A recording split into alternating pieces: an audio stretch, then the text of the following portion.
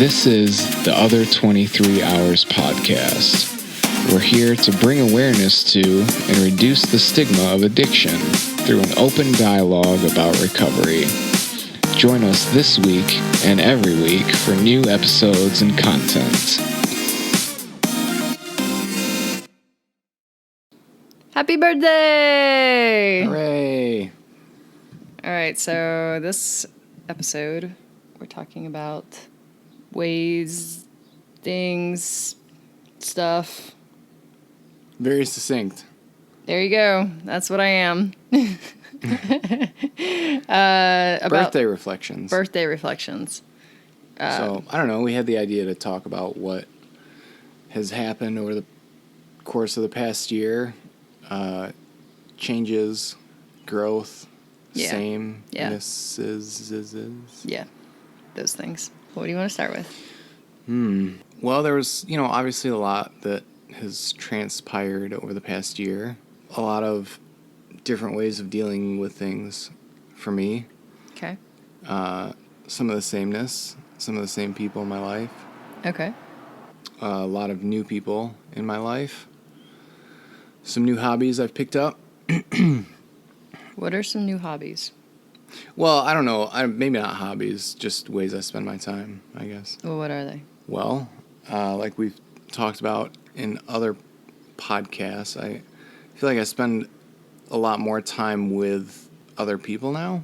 Okay. So, I guess I have certain people that I go to meetings with and, go to movies and just do other things with than I did kind of at this point last year. I think at this point last year I was starting 2 jobs. Yeah. Maybe not quite yet even. Yeah, I don't remember exactly when, but at some point you started.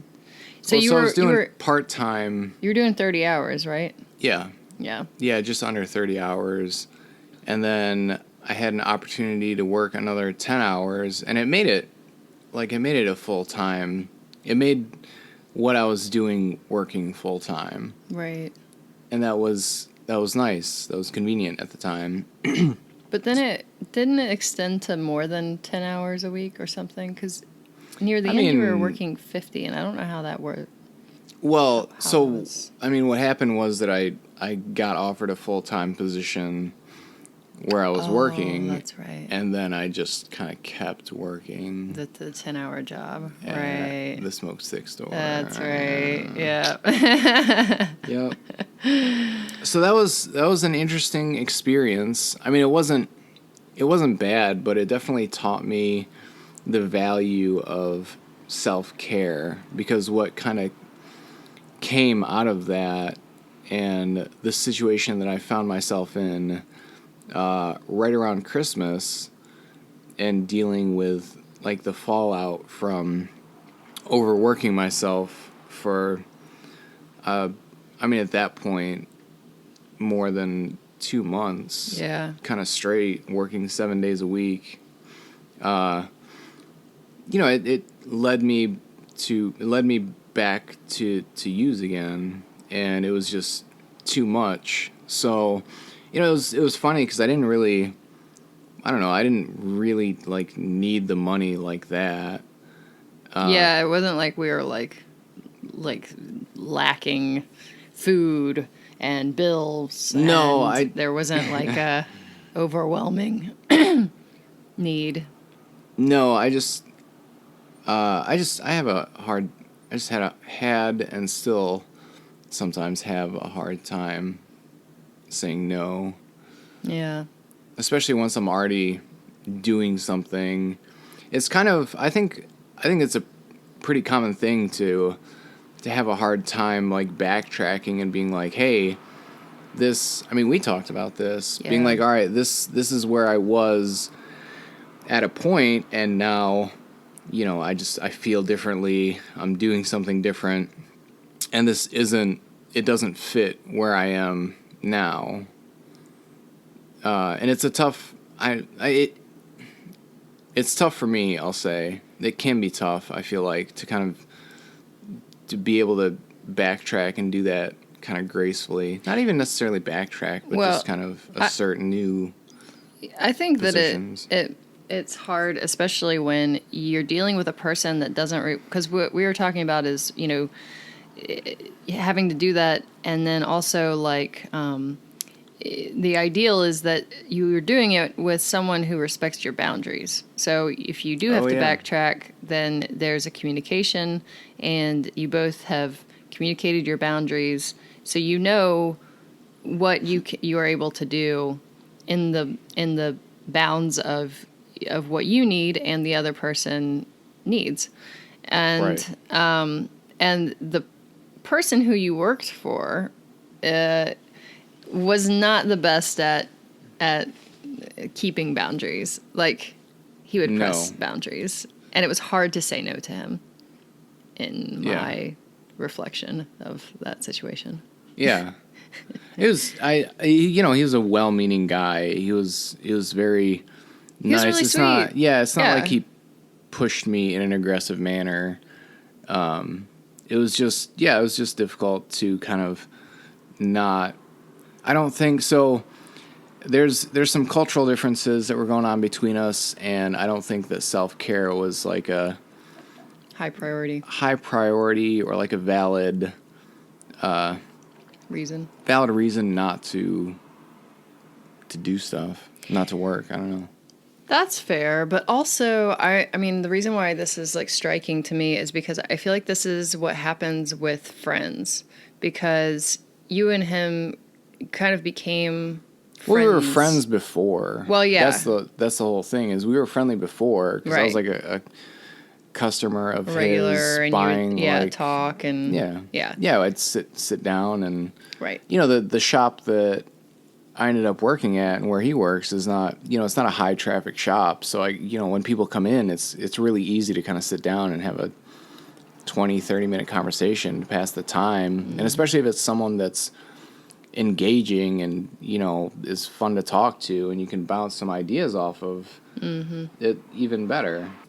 All right. Anyways, so we were friends, and, there's kind of a certain, I guess, leverage that you can use with a friendship to be like, hey, I'm doing a thing and I need your help. Mm-hmm.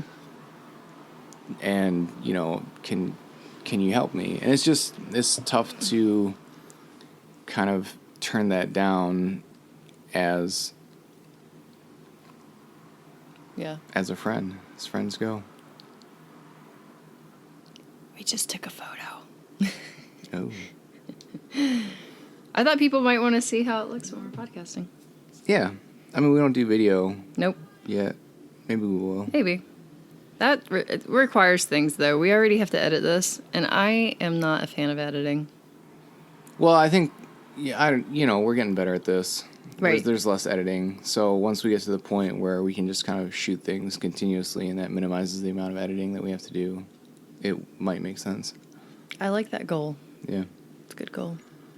Yep. All right. So one of those things that kind of came out of all that, and having to, go through some of the legal ramifications of what I did and what happened, really kind of drove home the point of the importance for self-care. So that's a much higher priority for me now. I guess I'll say it's become a much higher priority over the past 6 months. I like how you do it too. I think you have a diverse array of things that you do for self-care. Yeah. Which, is what, of course, this podcast is about. But also, it's just amazing that we don't have more messages like this where, you're getting the understanding that self-care looks a bunch of different ways. I mean, like you said, you talk to different people and spend time with them and have different conversations, and then go to the gym and you meditate, and what else do you do? now that you would call self-care? And self-care. Well, so I go to a therapist. I don't know that I would. I mean, he's not my first choice. So I don't know that I would call that really self-care, but it's helpful. I mean, it's a period of time that I kind of can bounce ideas off another person and get a different perspective on what's going on with me. Yeah. Yeah. What else do you do? What else do I do? I read. Yeah, you read. You go for walks. I do some writing. I walk a lot. Yeah, you take yourself on walks. I like to be outside. I just got a camera. Yeah. So that's fun. You just got a camera, so you can take photos. So that's a whole new thing that I can... get into. Because it doesn't require that you have to have anyone around necessarily. If you just go on a walk or see pretty clouds or want to take photos of... I was just telling him that taking photos of books might be a thing because he could upload the photos and people can use them. You can make them either free or, you can be like, please donate, if you're going to use this for advertising. I find those things really helpful because when you're putting together a blog article or you need something, a real quick background photo, and you don't have time to just go shoot something, and even if you did, it might not come out right. It's much easier to just download something online. Yeah, stock photography. It is, but the website I really like is Pexels. Yes, Pexels, PEXELS.com, I think. I'll put the link in the description because I like it a lot. But what I realized, and we're just going to go on an artistic tangent for a moment, is that all of the photos kind of feel like they have this echo of humanness, but as if there's no humans left in the world. Reminiscent. It's very strange, but if you go there, you'll be like, oh, someone just left their coffee on the table and their book open. There's they do have these pictures of humans. I downloaded one photo that had two hands holding a sparkler, firework. Mm-hmm. But you don't see the face, and it's in the hands and the body are kind of blurred out, and you see the sparkler really brilliantly. And it's almost like someone's having a memory of a moment, Yeah, it's like a scene in a movie. Right, yeah. Where someone's trying to remember something, but they remember a part of it. Right, but, yeah. Don't remember who did something or who was involved or... In a weird way, I think it might be a little post-apocalyptic. We're just remembering the good old days. Back when humans were a thing. Back when we had espresso and books and beautiful spaces with plants. Anyways, other reflections. Well, here's an interesting question. How do you think your relationships with people have changed in the last year? Because if you change your interior, you're going to change how you communicate in your exterior. Yeah. I don't know if this is necessarily just in the last year, but definitely something that is different is that it's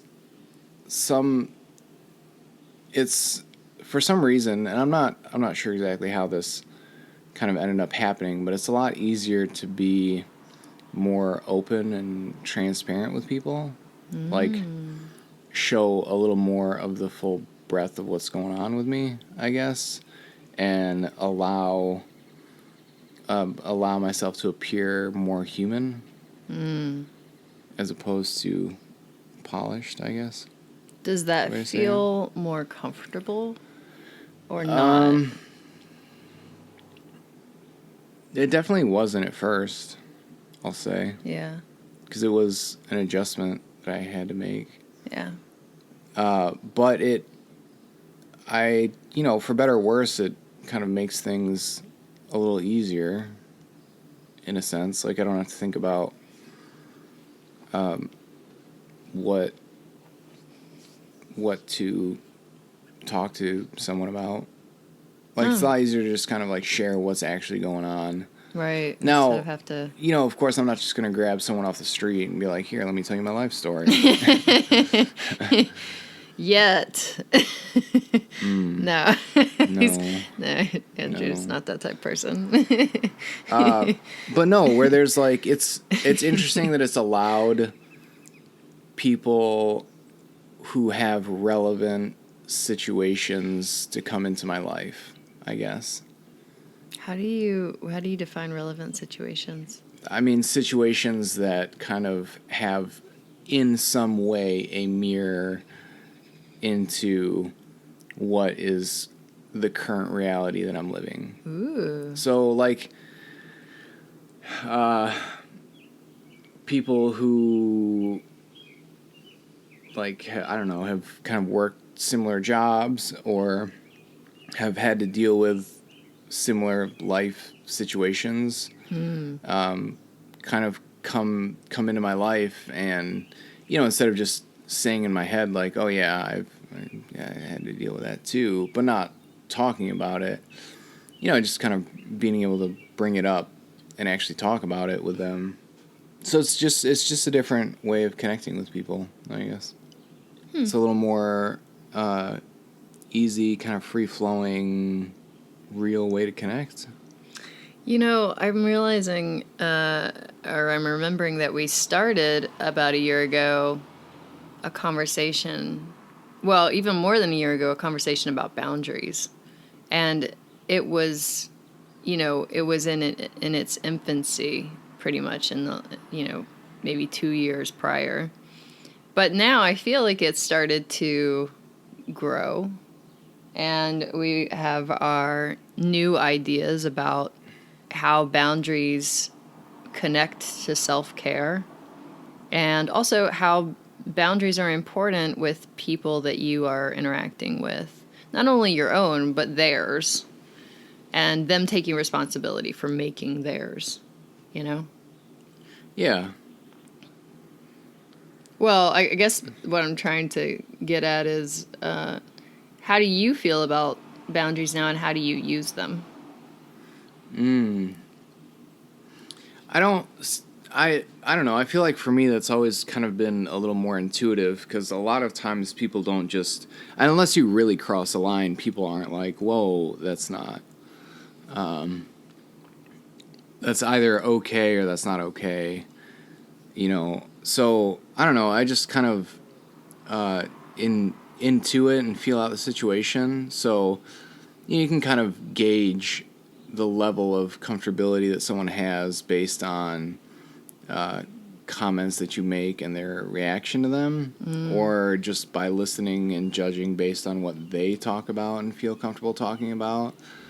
So it's one of those things where, to me, the feeling of comfortability between two people and your I guess friendship or relationship between the two of you will dictate kind of where those boundaries lie, oftentimes.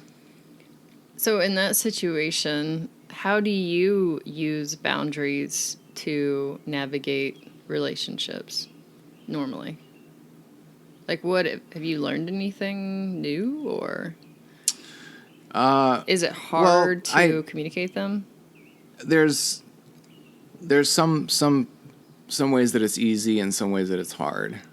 So, you know, I've had a number of people that I've known while I was using, like, hit me up for money or, you know, connections or stuff. And it's like, I don't know, that's pretty easy for me to shut down and just either ignore or just say, yeah, you know, that's not a thing. But that's interesting, because it didn't used to be easy. It didn't used to be easy, right? But why was that? Was that more because you were kind of still connected to that world and you were still interested in doing that activity, or was it because you felt like you were letting them down, or, I mean, like, what? Well, I'm sure it was a combination of that, but yeah. I think that I still saw some measure of value in keeping a tangential, even connection to that kind of world or situation. And now it's just, I don't know if it's like a shift in perspective or focus or what, but it's, there's just the value is not there. I'm not missing out on anything if I'm not still involved in that kind of activity. So I don't feel, I don't feel bad about turning people down. Right. That's interesting. I mean, because I think that in my recollection, that has always been kind of not a slippery slope. I would have used that word 2 or 3 years ago, but I'll say like, it seemed like that was an important and somewhat difficult thing to navigate for the reasons that we've already stated. Like you might be feeling like you let them down, or also like I mean, in some ways you used to empathize with the things that people were going through, I think. Yeah. And that was difficult. That was a big part of it. That was difficult to like navigate. I can imagine that. I understood when you were saying that. Yeah. What you meant.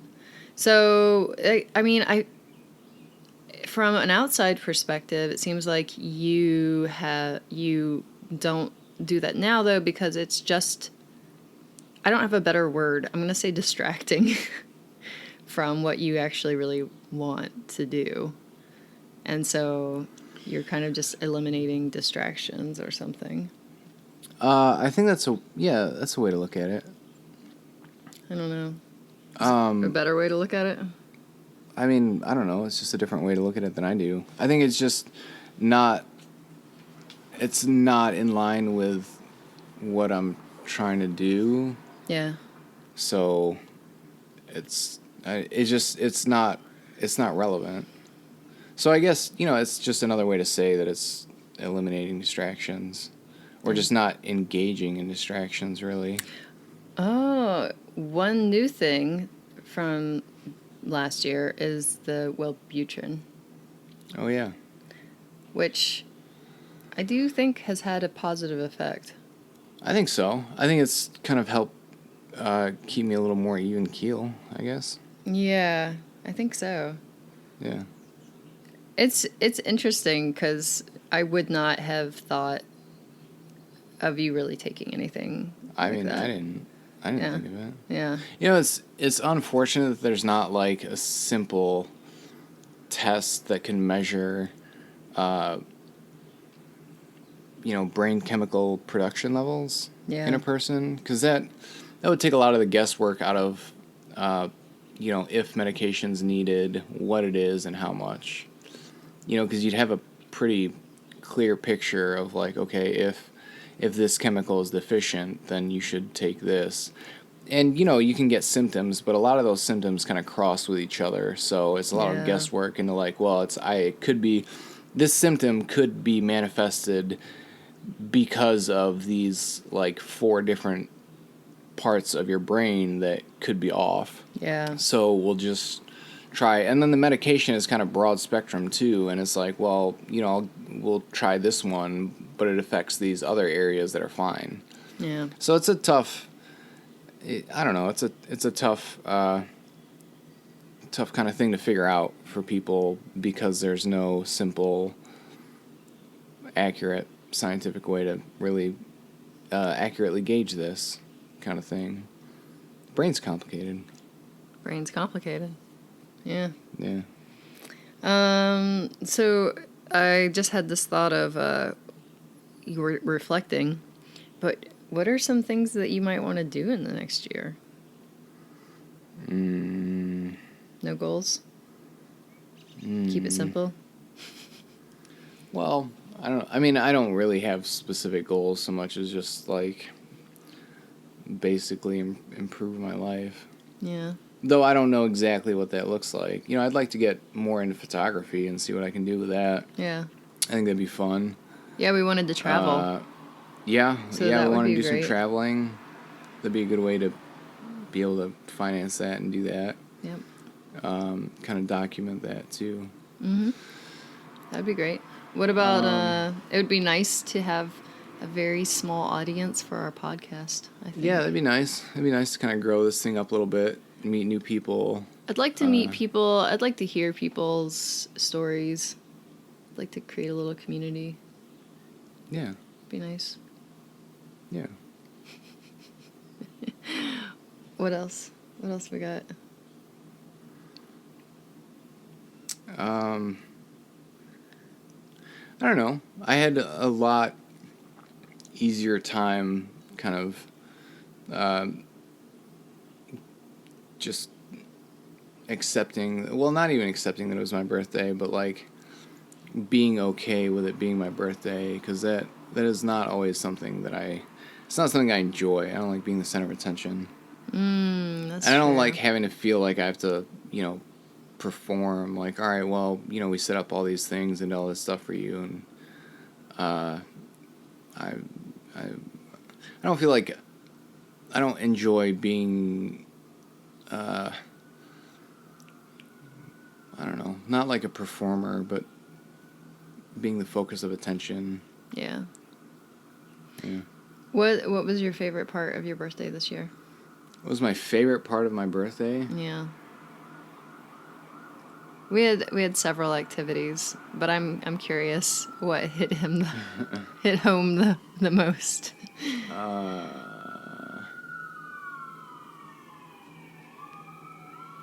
mean, it was all really nice. I thought that it was really important that we had a nice conversation about what was going on between us. We had to stop in the middle of the day and sit at Barnes & Noble and have a coffee and have a conversation about just kind of regroup about what we expected, what we're our trying feelings, to do, yep, how the day was going, and where we wanted it to go. Any frustrations? I had frustrations. Yeah. It was tough. It started off a little rocky, yeah. I think. Yeah. Got off to a bit of a slow start, and then I didn't have anything specifically planned in mind that I would do. So, hi everyone. For some reason, we had some technical difficulty, and because the audio piece was irrelevant to the story, I just left it in there. I apologize. I couldn't do anything else. Please enjoy finishing our podcast. Thank you. For your birthday. Yeah, right. Yeah. Which was part of the frustration, because we had several activities, but I just felt like you hadn't said determinatively whether you wanted to do them or not. And so we kind of just were waffling around in the day being like, well, we could do this, or we could do that, or we could go over here. And we bought you some nice shorts. Yeah. I think we definitely took care of things that needed to be taken care of. And I don't... But you don't have a favorite part? I mean, it was all fun. We went to that fair and walked around last night. I think that was probably my favorite part. Yeah. Only because in the botanical garden we got eaten up by mosquitoes. That is true, and we had to navigate like a wedding reception party that was like shooting we couldn't really go where we wanted to, and yeah, we kind of felt pressed for time. And there was pressed for time, yeah. That was the thing. It was nice. It was a beautiful day out. It was a hot day. It was hot. It was a hot Michigan day, which is not hot by Georgia standards, but it's very hot by Michigan standards. Whatever. Ooh. 80s and humid is hot. I think that sounds great. I think it's perfect. Well, I don't think that's what you said yesterday, but that's okay. I've just suddenly forgotten. I have no idea what you're talking about. All right, well, what do we wrap up with? Well, I think it's been a really... First year of 30 has been a really eventful, opportunity-filled, learning, growth-filled year. and I really enjoyed it. So I'm looking forward to more growth and more opportunities, and kind of just seeing what life has in store coming up. Agreed. Yeah. All right. Thanks, everyone. Thanks.